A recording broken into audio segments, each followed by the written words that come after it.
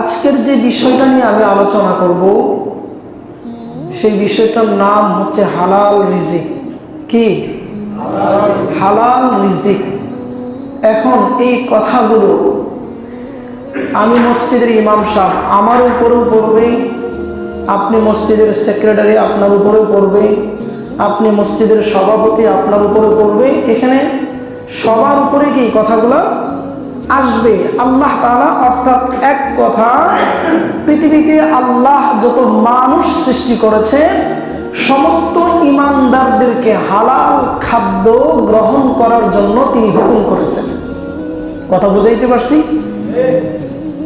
এমন তো না যে শুধু ইমাম সাহেব হারাম খাইবে আর সভাপতি হালাল খাইবে, বা ইমাম সাহেব হালাল খাইবে সভাপতি হারাম খাইবে, এমনটা আছে?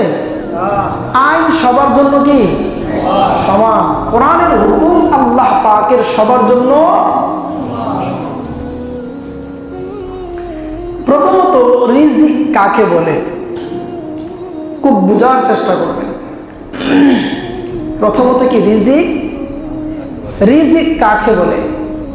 রিজিক হচ্ছে মানুষের জীবন ব্যবস্থা, জীবন বাঁচানোর জন্য, জীবনের তাগিদের জন্য, আমরা আমাদের জীবন ব্যবস্থার জন্য যে জিনিসগুলো উপার্জন করে থাকি, যে বস্তুগুলো আমরা পরিধান করে থাকি, এই বিষয়টার নামই হচ্ছে রিজিক। কথা বুঝাইতে পারছি? যে রিজিক কাকে বলে? রিজিক হচ্ছে একজন মানুষ তার জীবন ব্যবস্থার জন্য সে যা ইনকাম করলো, খাদ্য খাইলো, সে তার কাপড় পরিধান করলো, অর্থাৎ এভরিথিং, এই বিষয়টাকে বলা হয়ে থাকে কি রিজিক।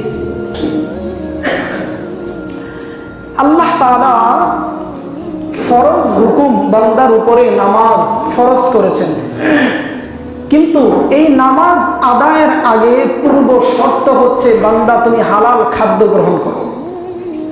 কথা বুঝাইতে পারছি?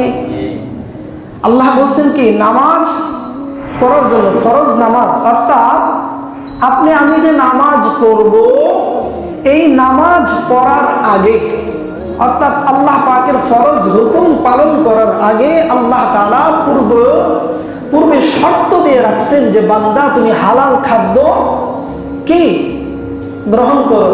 কথা বলেন না কেন? লজ্জা লাগে? কি বলছে? হালাল খাদ্য খাইতে বলছে। লজ্জা পাবেন না? লজ্জার কথা না, কথা বলবেন। তো আল্লাহ তো পূর্বে শর্ত দিয়ে রাখছেন বান্দা তুমি হালাল খাদ্য গ্রহণ করো। ফরজ নামাজ হোক, নফল ইবাদত হোক, সেটা যে কোনো ইবাদত হইতে পারে। আল্লাহ পূর্বে শর্ত দিয়ে রাখছেন যে আমার ইবাদত হুকুমের আগে অবশ্যই তোমাকে আরো একটা ইবাদত করতে হবে, আরো একটা হুকুম পালন করতে হবে, সেটা হচ্ছে হালাল খাদ্য তোমাকে গ্রহণ করতে হবে। কথা বুঝাইতে পারছি?